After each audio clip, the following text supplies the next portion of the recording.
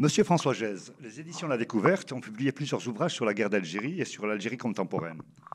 Vous êtes vous-même un fervent opposant au régime algérien. Vous avez publié La France-Algérie, de Lounous Aggoune et Jean-Baptiste Rivoire, et vous dénoncez le soutien des responsables français au régime algérien.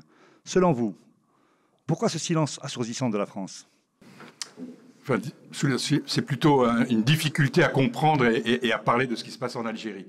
Pour l'expliquer, il faut remonter en fait à la colonisation, c'est-à-dire que la société française, ses élites, ses médias n'ont toujours pas tourné la page de la colonisation.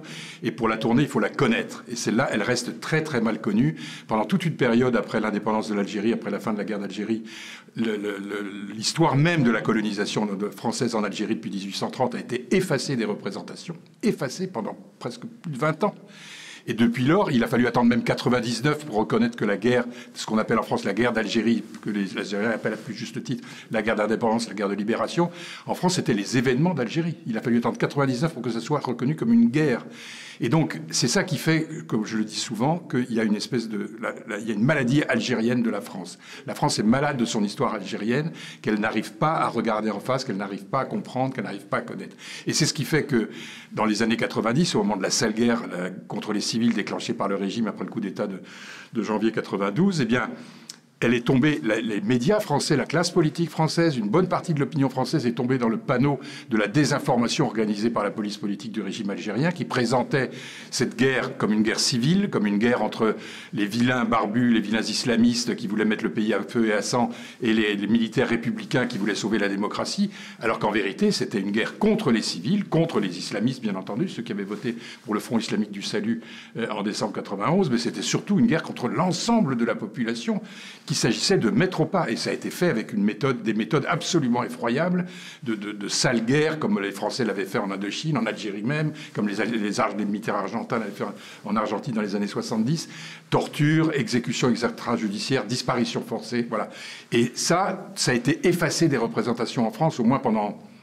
Je dirais de 92 à 96, personne n'en parlait. Nous étions qu'une petite poignée d'opposants, de défenseurs des droits de l'homme qui dénoncions ces violations sans être entendus. Après, avec les grands massacres de 97-98, tout d'un coup, les gens commençaient à se poser des questions.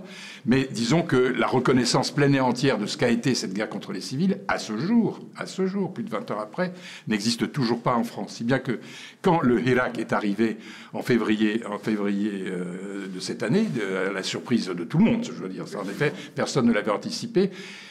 Les médias français en particulier ont eu les plus grandes difficultés à comprendre ce qui se passait. D'où sortait ce mouvement ? Parce qu'ils avaient renoncé, en plus, à suivre depuis 20 ans l'actualité algérienne au motif que, tout simple, que oulala, l'Algérie c'est compliqué. On sait qu'il y a des manipulations, on sait qu'il y a des informations, on sait qu'il y a des groupes islamiques manipulés par la police politique, par l'armée.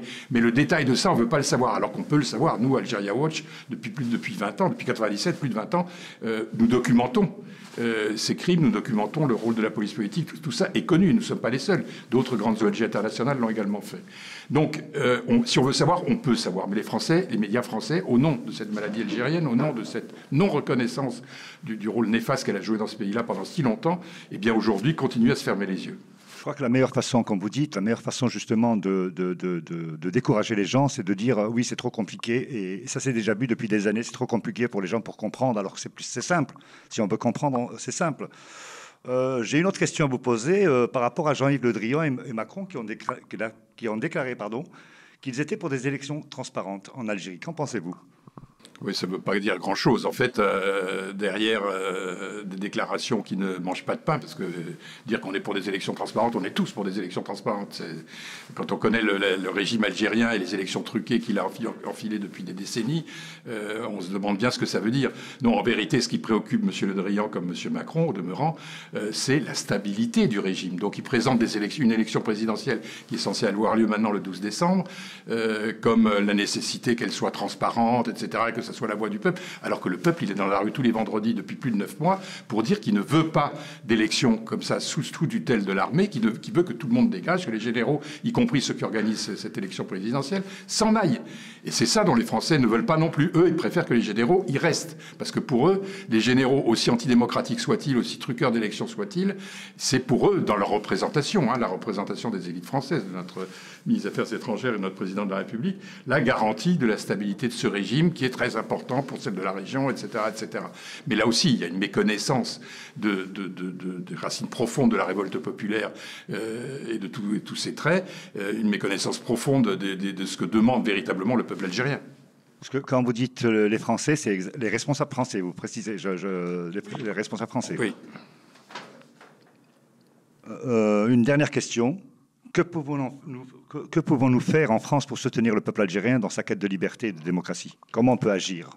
Le meilleur soutien, c'est d'abord, premièrement, de comprendre ce qui se passe, de s'intéresser à la situation, de lire les livres qui ont été publiés, de regarder les vidéos, les films, d'écouter les manifestations des vendredis. Il y a des millions de vidéos. Même à République. Des milliers de vidéos. Des milliers de personnes à République, à en République France. aussi. Mais la question, le peuple algérien, il se libérera lui-même. Certes, manifester notre solidarité, c'est important, mais il ne s'agit pas d'intervenir à sa place, n'est-ce pas? En aucune façon. En revanche, interpeller notre gouvernement pour que justement il sorte de son immobilisme, de son indifférence, qui continue à soutenir un régime antidémocratique, antipopulaire, qui a du sang sur les mains, qui est corrompu jusqu'à l'os, il ne faut pas l'oublier. C'est la stabilité du régime, c'est la stabilité ça ne trompe plus personne, de la corruption, une corruption dont les Français ont bénéficié, les élites françaises, les hommes politiques français ont bénéficié et bénéficient jusqu'à ce jour. Ça, il faut qu'on le dénonce. La meilleure solidarité qu'on puisse apporter au peuple algérien, c'est de dénoncer la complicité des dirigeants français.